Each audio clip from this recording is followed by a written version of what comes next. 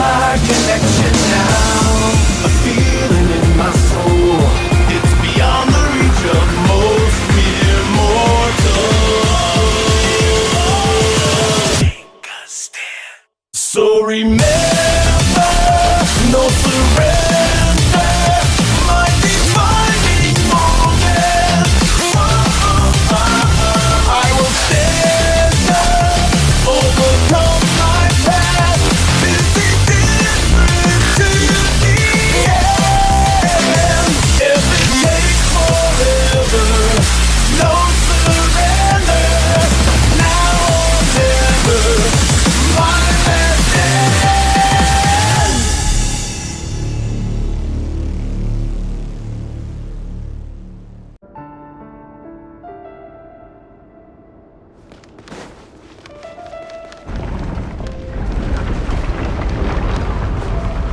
Why won't you just let us go? We don't even know each other. All we want is to live ordinary, peaceful lives. You want to live?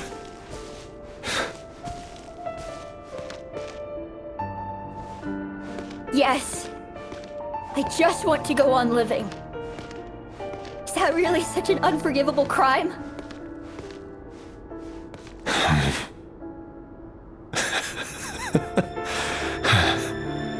You want to go on living. I want to keep living too. To keep living forever. That's why I have no choice but to continue on the path I'm on.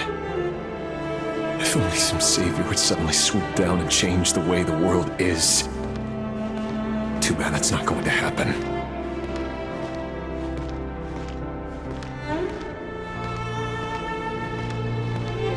Imagine that.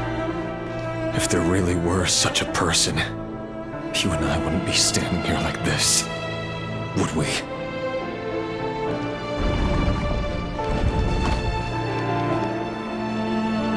Today's files are in. Time to wade through them just like usual. No, I don't get tired of it. It's my job. And not only am I lucky to have it, I'm good at it too.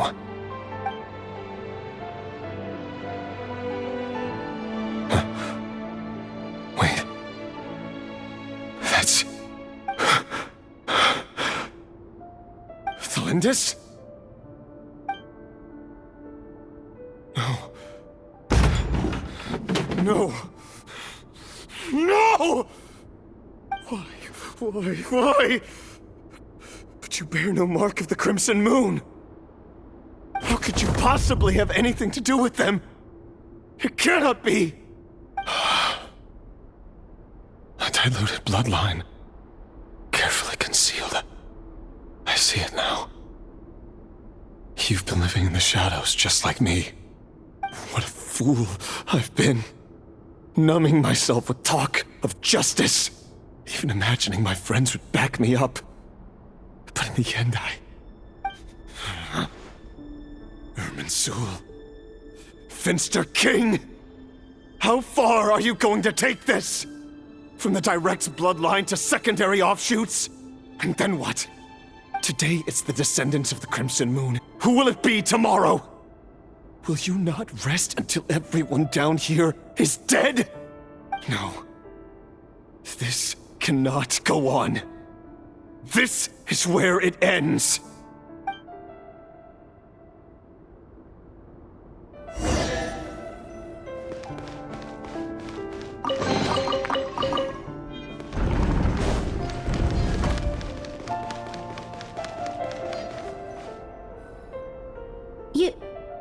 You're really letting me go? I am. As long as you can guarantee that no one will find you. Don't worry, I'll be extra careful. No one will know I was here. But... what about you? Me? If you let me go, you won't be able to complete your mission, will you? Good point. In that case, maybe you should stay. No, please! I just want to see the outside world again. To... Go on living? Yes, I know you're a man of your word. So please, just let me go. If I let you leave, what will become of me?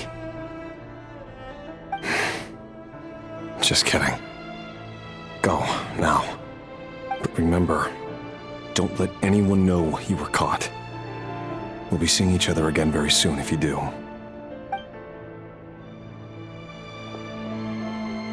Even shadows in the dark must live by a code. But you can't save everyone. You've been whispering in my ear for days now, Vedifilnir. What are you trying to do? Break me down? I only say this because you long for an answer to your problems. Let her go, Rerir, or you risk losing everything. I will not abandon Thelindis.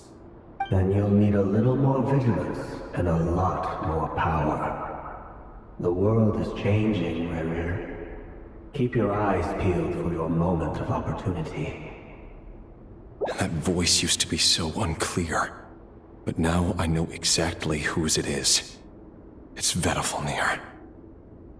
He won't tell me how to actually resolve any of this, but he keeps trying to manipulate me like a puppet. What's his game here? Tell me then. What will this moment of opportunity look like? And no answer. He's like a ghost. Always disturbing me when I'm on edge, but never answering when I need him most. So, the Eclipse Dynasty was purging, well, massacring the descendants of the Crimson Moon. And it seems like it was all connected to the Vinster King's research. The King's obsession with abyssal power left the future of Conria hanging in the balance. No wonder every aspect of Rerir's life was so unstable. And it looks like this Thelindis, Rerir's would-be fiancée, herself belonged to a sub-branch of the Crimson Moon Dynasty's descendants. It almost defies belief that a couple like them could hide the truth from each other for so long. If the Vinster King hadn't intervened in such a drastic way, they might have gone on deceiving each other for the rest of their lives. And why does Vedifilnir, Daneslif's older brother, keep talking in Rerir's head? This guy kept more secrets than I ever imagined. The human mind is like a vast desert of shifting sands. When you follow the flow of someone's memories, you only ever see the parts they're willing to let surface. Time for something a bit more creative. We've been inside Rerir's mind this whole time, building up a picture of his psyche. There's already enough clues on the board to start reading between the lines and mapping out the rest. Now, we can finally begin to put the pieces together. Sure, it'll only be a reconstruction, part simulation, part reasoning, but it's usually pretty accurate. Once we've built up a cognitive profile, we just need to cross-check the logic behind his actions. And then we'll be able to take a sneak peek at whatever it is that Rerir has really been hiding.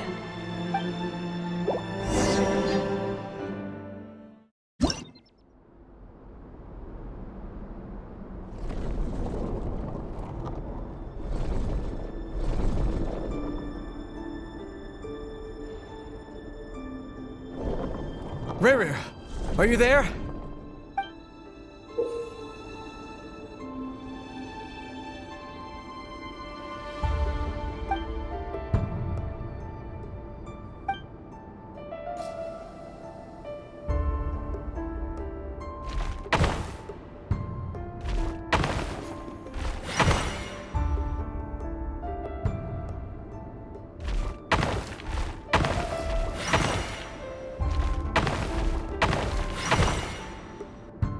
Hey, Rerir!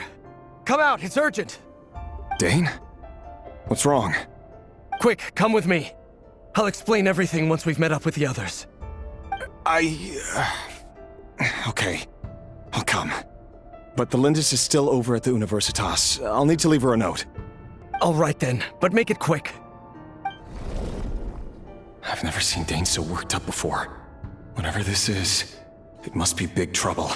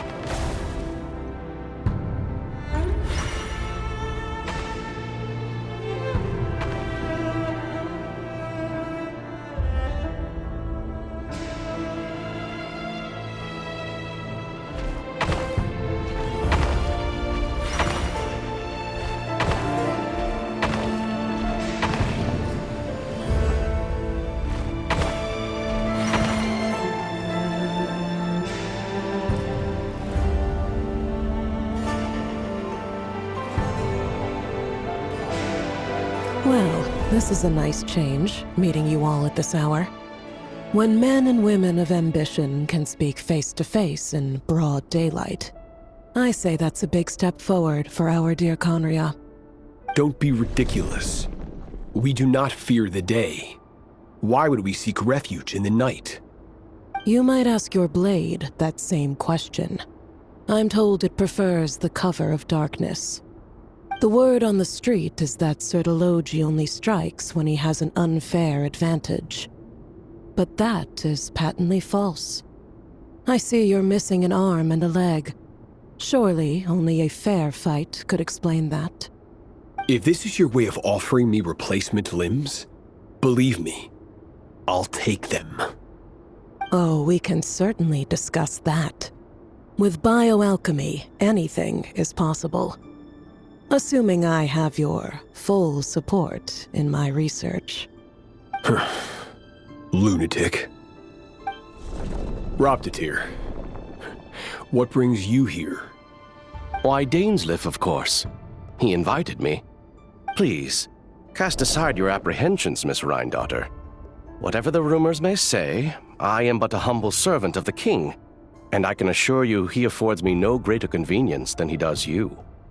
Well, the Universitas Magistrorum won't stop fawning over you, so at least some of the rumors must be true. You're clearly doing well for yourself, so drop the humble servant act. It endears you to no one. You're president of the Universitas Magistrorum, the chief royal mage known as the Wise by royal appointment, and by far the most favored among the 4 pillars of Conria. Vice President Veet doesn't even try to hide his envy when he sees you. My success is the product of hard work and good luck. It's as simple as that. Were the king not such an extremist, I hardly think I would have received a senior post at my age. Of course, no job is without its gripes. Serving a king like ours can be a challenging task, as I'm sure you can imagine. And as for Efterveet, in missing out on the presidency, he's dodged a mountain of stress. Like everything else in life, it comes with pros and cons. You're all here. I apologize for the short notice, but it was an emergency.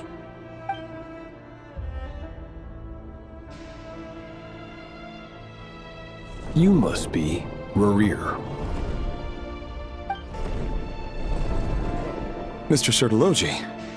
Yes, I handled your case file during your sentencing. Nothing personal, of course. I'm pleasantly surprised that you remember me. You're clearly a person of substance if you've been invited here. But Dainsleif, you'd better have a very good reason for convening this little gathering. It's my brother, Vedalfenir. After he spoke at the court this morning, the king was so infuriated by his words that he had him blinded in both eyes and thrown in prison. Vedalfenir in prison? Strange. I thought the king trusted him and Roptatir more than anyone else in the world. Does this mean the king's circle of trust just got even smaller? It has nothing to do with trust. It's about what the king wants, which is as clear as day to anyone paying attention. I simply appease him, because it's in the best interests of the Universitas Magistrorum. And also because you're slimy. Vedalfenir, perhaps less so. But still, a visionless visionary? It rather inclines me to think that qualifications are not what get you ahead in Conria. Do you honestly think this is an important discussion to be having right now? Dane, what are you planning to do? Rescue Vedalfenir, I assume. Correct.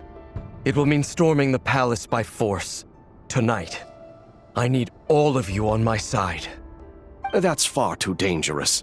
And don't forget, Dainsleif, you're captain of the Royal Guard. You swore an oath to the throne. You've been planning this for a while, haven't you? I have no desire to commit treason. But whatever critique the king may have of Vedalfenir, disfiguring your most loyal subject for putting the best interests of his court and nation first, this is not the conduct of a wise ruler. My blade will force the king to see the error of his ways. So, Vedalfenir's prophecy enraged the king. I'm sure it wasn't what he wanted to hear, but if he won't take counsel even from the visionary, that is deeply troubling news. The extent of His Majesty's madness is now all too clear. The question is, how does a man like me get out of this situation unscathed?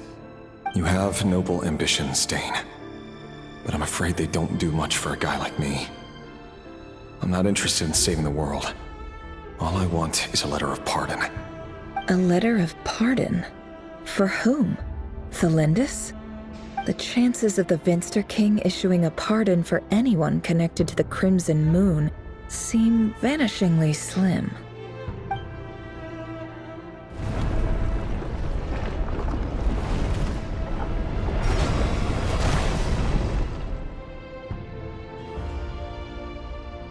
This black fog over the board must have some connection to Thelindis. But why is it taking this form? Does it have something to do with Revir's past? Another mystery I'll need to unravel.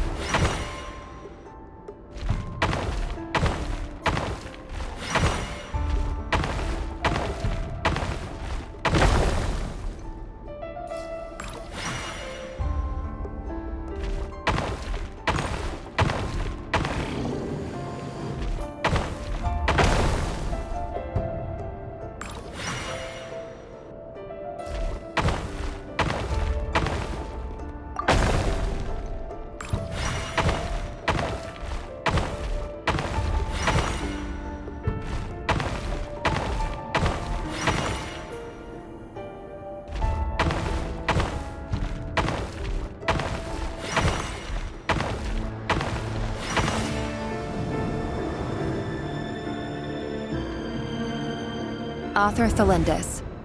Over the course of this week, the research object was subjected to interference for a total of 60 hours for experimental purposes.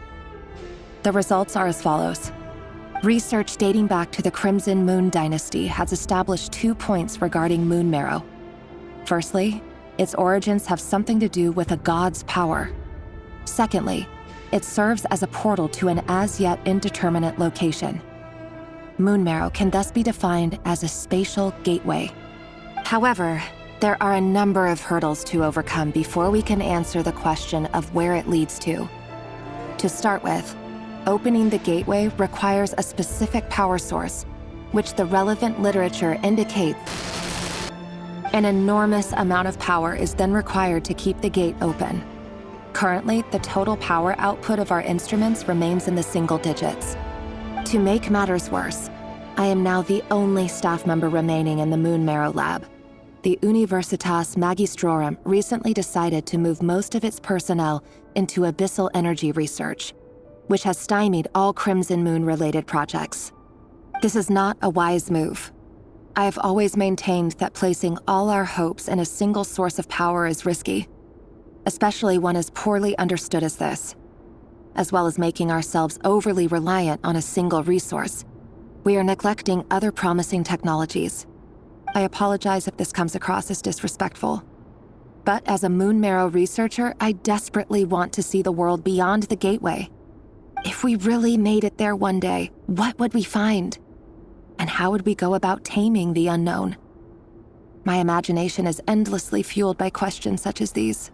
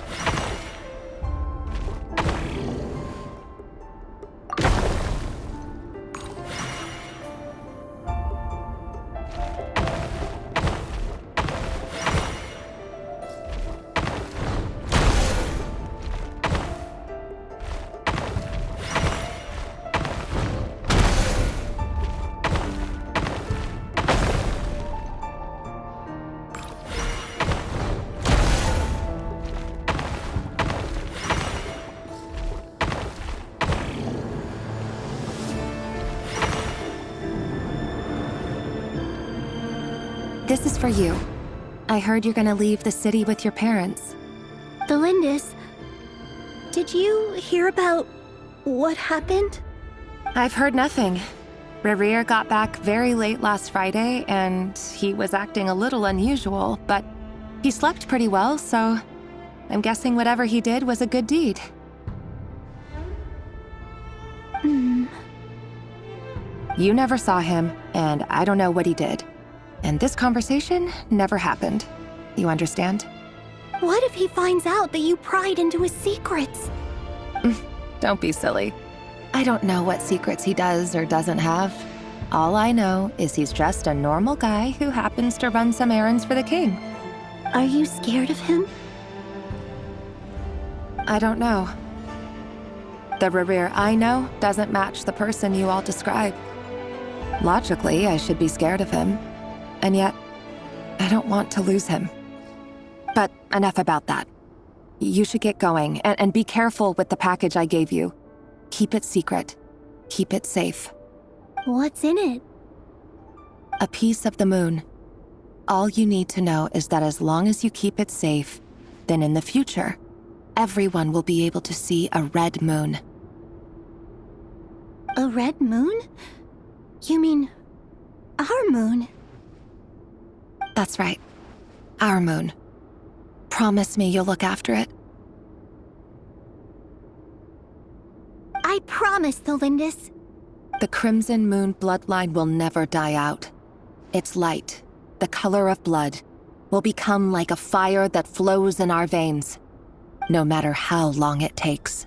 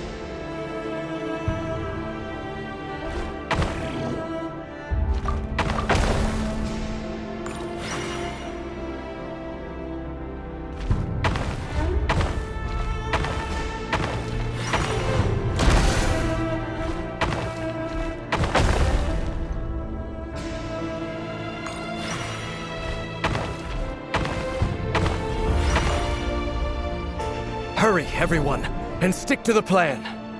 Sir Dainsleif, what are you? Is this treason? You know what happens to those who betray the throne. Please, don't do this! It is the king himself who has betrayed the throne. He has betrayed all of Conria. If you have any love left for justice in your heart, you should join me. It's showtime. Dane and his group will handle the troops in the palace. Then Hraptatir and Rhindaughter will disarm the security measures. My job is to enter the prison and rescue Vedifalnir. Stay safe. Wish me luck. Look after my brother. Draw your blade. It is time for justice to prevail.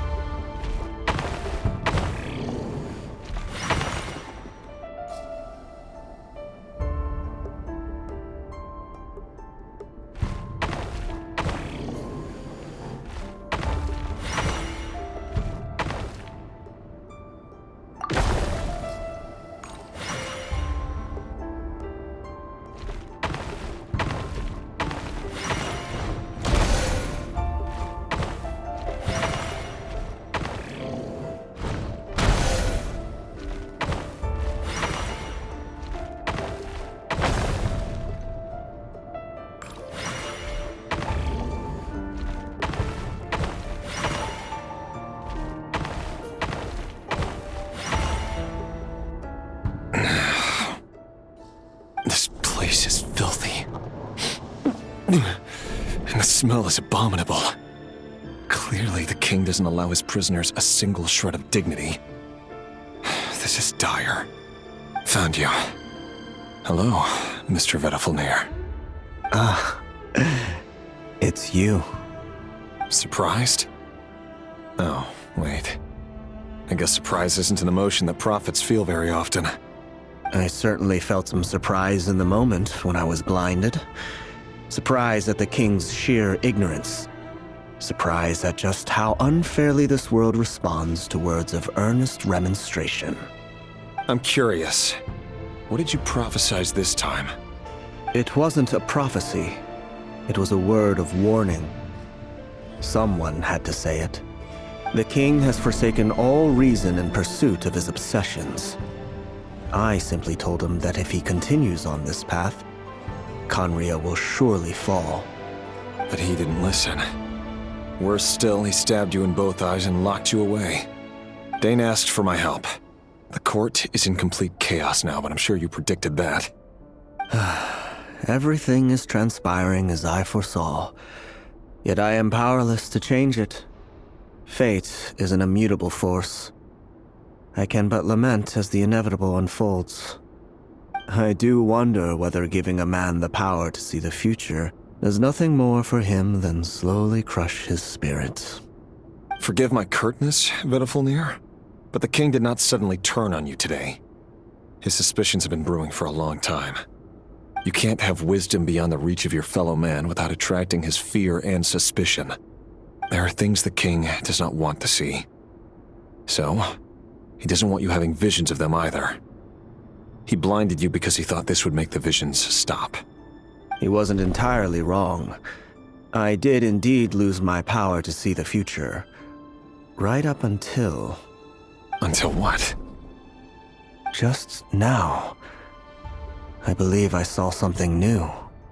Well, tonight could go a lot of different ways. 5 of us banded together to storm the palace, also we could rescue you. This will go down as the most tumultuous day in Conrian history. I sense hatred in you, but also hope. A desperate hope that with the tyrant deposed, that will be the end of the story. But this is not the end. It is the beginning of a new chapter in a whole new story. There are many men of honor and courage in this world, Rerir. But you are not one of them. You're not here for justice, are you? You're here for yourself. Is that a dagger? Interesting. Why not the polearm? It was always your weapon of choice. With your abilities, I don't doubt that you were able to recover some of your sight. But I also doubt that you want to make an enemy of me right now. Of course not. We're on the same side, aren't we? We could be. But I need you to be honest with me, Vedifalnir. At this point, you're my only hope for the future. You mean your future? With your beloved, Thalindis? Yes. And I know there are bigger things at stake here. A dynasty, a nation, maybe the entire world. But forgive me, I care first and foremost about myself. I can't abandon the one I love to save myself. I just can't do it. But you see a broader picture of the future than I. You see the solutions to the biggest problems of our age. So tell me, what is my solution? What's the answer? In matters of fate, answers are either right or wrong.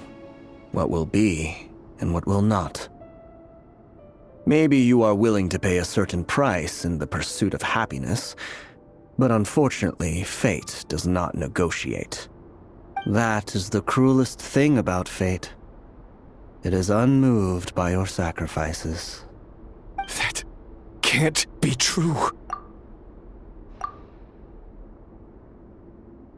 I know it's your voice that I keep hearing in my head, urging me to see how the world is changing, to seek more power, so I can protect the things I love. You show me disaster, but you won't show me how to avoid it? Why? Why are you doing all this? My voice. In your head.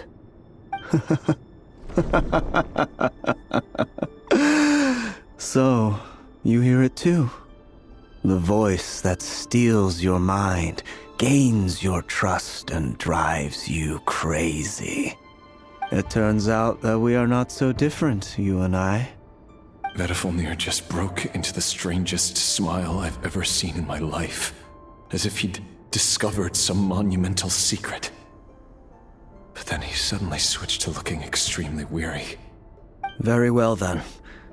My advice to you is as follows. You must persevere. Whatever trials and tribulations you may face, be steadfast in the belief that they are your path to the future. For as long as you live, your story with Thalindis shall not come to an end. That is the only chance you have of fighting back against fate. It is up to you whether you believe my words. Regardless, that is all I will say on the matter. I have no right to intervene any further. I will hold you to your word. Thank you for setting me free. In return, I will tell you one more thing that you cannot afford to ignore. Just then, a strange wave of energy rippled through the city. We had no idea what it could mean. If I were you, I would head to the Universitas Magistrorum. The Universitas? Oh no! I'm sure we'll be seeing each other again very soon, Rerir. Whatever Vedifalnir said, I didn't catch it. I didn't even help him out of the prison. There was no time to lose.